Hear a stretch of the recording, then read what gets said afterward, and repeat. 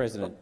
As a servant to the people of Queensland and Australia, I'm speaking to the answers Minister Gallagher provided, or rather failed to provide, to my questions on gender dysphoria treatment. In avoiding the answer of my questions, the minister tried weakly to say, "Nothing to see here." Yet the world is waking up to the profoundly inhuman medical and psychological harms that children with gender dysphoria are experiencing when referred to gender clinics. The international trend is moving away from prescribing puberty blockers and cross-sex hormones to children under 18 years. Britain's infamous and the world's largest gender clinic, Tavistock, is now closing following a review that found it failed vulnerable under 18s. Failed vulnerable under 18s. It follows the clinics in Finland, Sweden and France, suspending the availability of puberty blockers and sex hormones to children unless under strict clinical trials. How did we get to this place where the power of ideology and trans activism is greater than the rightful duty and obligations of parents and of the medical and legal professions to provide whole-of-person care for children with gender dysphoria? This woke ideological movement is suffering binary dysphoria. Apparently, for some, a binary world is not sufficiently colourful. Some parents are now forced to abrogate their parental responsibility to the power of the medical state. Fundamental facts are being ignored about children and child development. Fact: contrary to some views, sex is assigned at conception, not birth. We all know that adolescence is a highly challenging time, marked with the preoccupation of the discovery of self.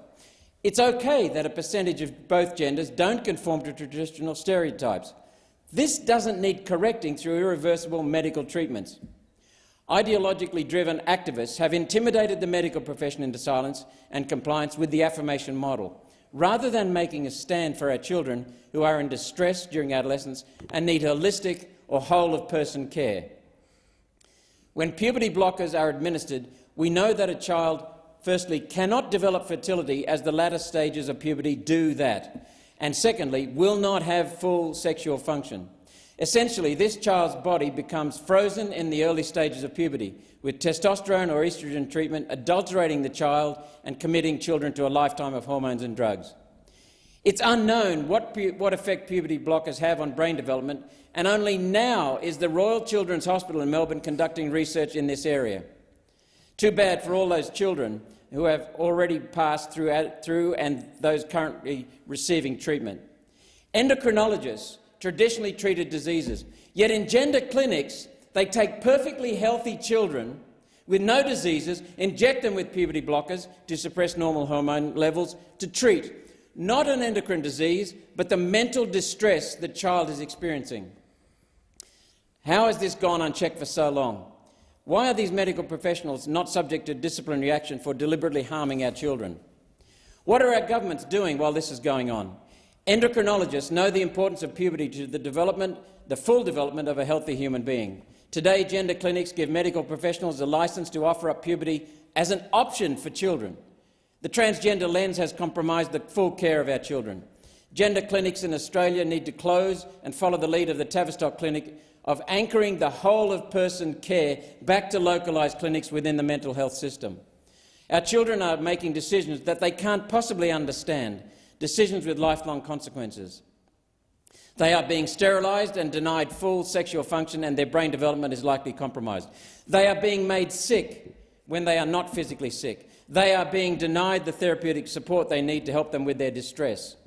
Instead of asking why has there been an explosion of girls presenting with gender dysphoria in Western countries, the medical profession has bowed down to the trans activists and grabbed the opportunity to create profits and research outcomes at the expense of our children. Inhuman. Adults' gender clinics in Australia's gender clinics must not be allowed to hide behind the statement of operating to the highest standards of care. There is no care when the medical profession does not fully deal with the mental health issues that children are experiencing. There is no care when the medical professional takes physically healthy children and sends them on a pathway of drugs, infertility and arrested physical, sexual and neurological development for the rest of their lives. There is no care when state government legislation denies parents their rightful place in support of their children in distress. Our children are not fodder for experimentation and advancing research outcomes for the medical profession. Our children are not profit centres for pharmaceutical companies. We are one community, we are one nation, and this child abuse must stop now.